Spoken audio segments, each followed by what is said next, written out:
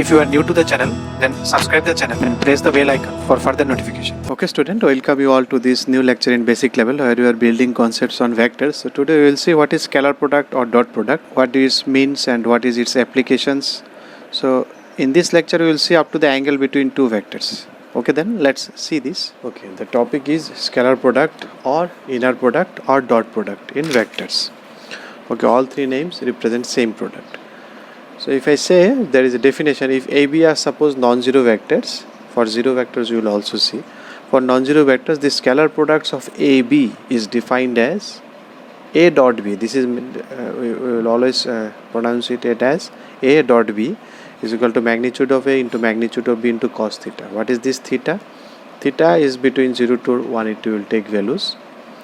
And it is the angle between A and B when the vectors AB have same initial point coinciding. Suppose how to get the angle between two vectors. Suppose you have vector A then vector B. So it is now clear which one will be the angle. This is the angle theta. Okay. Now in some cases confusion may arise. Suppose your A is this way and your beta is coming from this side. So this is A, this is B. Now which one is angle? Do you say this one is angle? No. You extend B. You shift this B here so that the initial points coincide here. So A starts from here, B is also starting from here going in this direction. So this is the angle theta. So that's why you have to be very careful which one is the angle between A and B.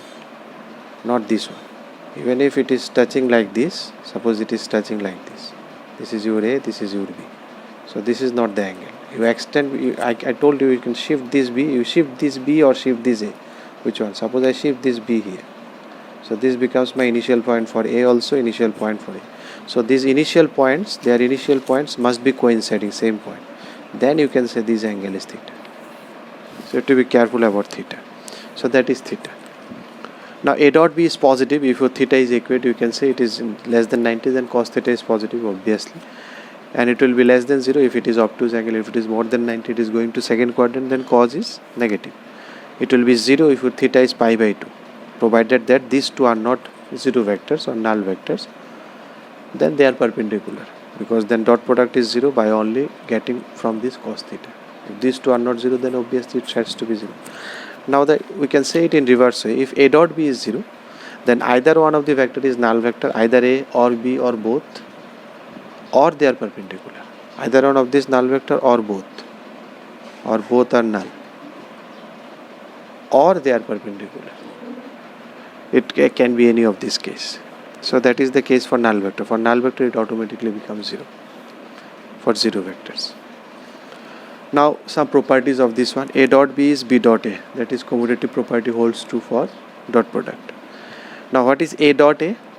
Same vector, if I dot it, it will be magnitude of A and the angle between these two. So same vector, angle will be same vectors A and A. So the angle will be 0 between them. If it is the same vector, what is the angle between these and these itself? Is 0. So cos 0, that is written as mod A square. So it is also important, and we always use this mod A square to get it is A dot A, to get the magnitude of it. Or A dot A sometimes are written as vector square. Otherwise vector square will mean nothing to you. What is the meaning of squaring a vector? So it is the symbol. It is not actually I am squaring this one. It is the symbol for A dot A. So you have to be very careful. If you see some vector square is given, that is nothing but it is not actually square. It is the dot product of the vector with the same vectors. So it is written as this way, and it is also scalar because it is giving only magnitude. That's why it is known as scalar product. A dot B plus C is, you can open it, that is A dot B plus A dot C, which is distributive. Distributive law also satisfied. Now one of the applications of dot product is to find the projection of any vector on any vector. Suppose you have a vector A, you have a vector B. You want to see the projection of A on this one.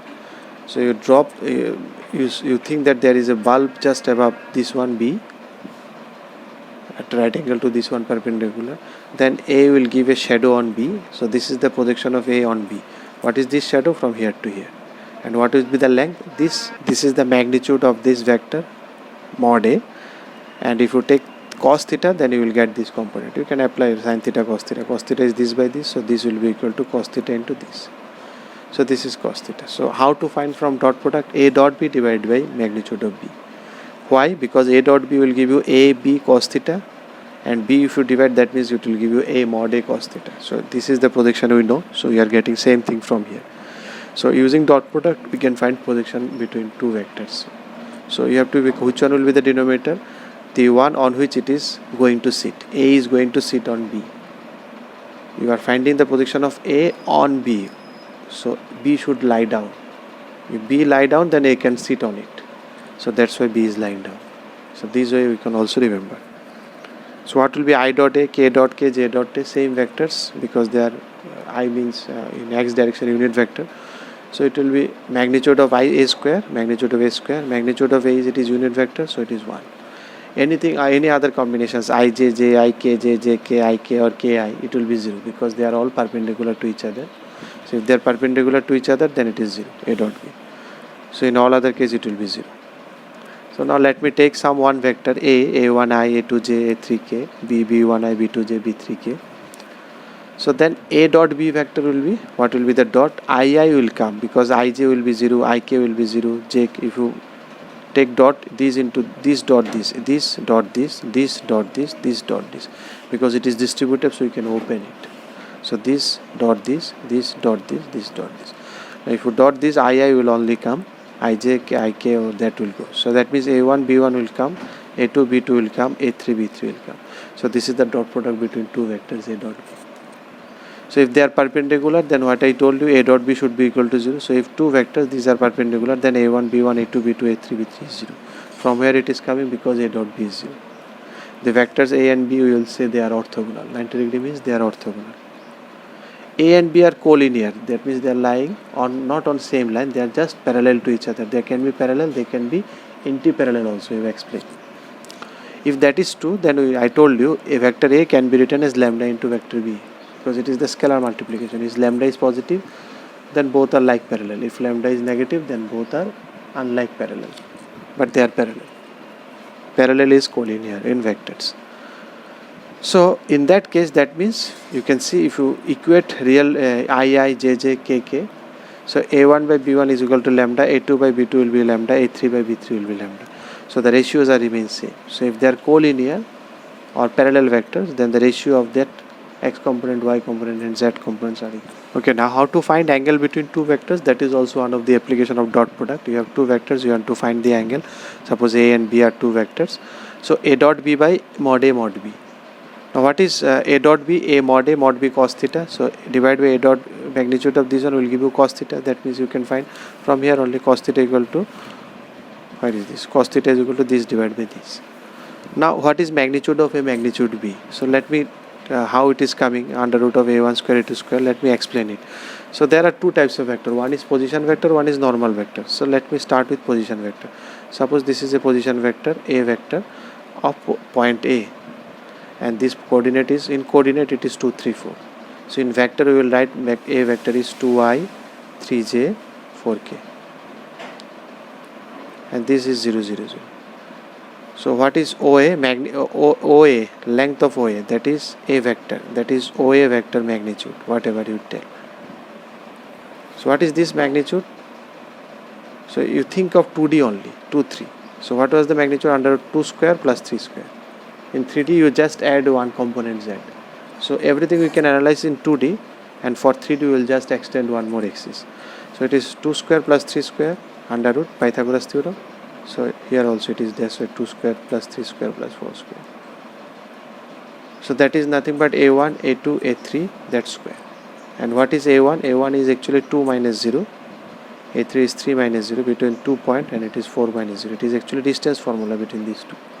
So 2 minus 0, 3 minus, and the vector also written in that way, 2 minus 0. Now suppose it is not a position vector, suppose it is another vector, AB vector, and I name it as C vector, suppose from here to here. So this is your position vector.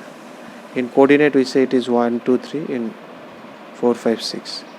But in vector we will say A vector is the position vector of A, which is I plus 2j plus 3k, and this one is 4i plus 5j plus 6k, which is actually OA vector, OB vector. If I say A is this one, B is this one in coordinate, but in vector this position A is defined as OA vector, which is this one. Now how to find AB vector? Magnitude of AB vector. How you write AB vector? First you see how we have written AB vector. Here only you have study only I have seen how to write AB this vector from this to this minus this. So it is this minus this, that is B minus A. Because I am going from this to this, you can say it is A minus B. So from where you will going? So your final position minus initial position. Final position minus it, that is B minus A. You can apply triangle law. So this plus this should be equal to this. So this, if I do A B minus A, then if you add these two, A will get cancelled, you will get B.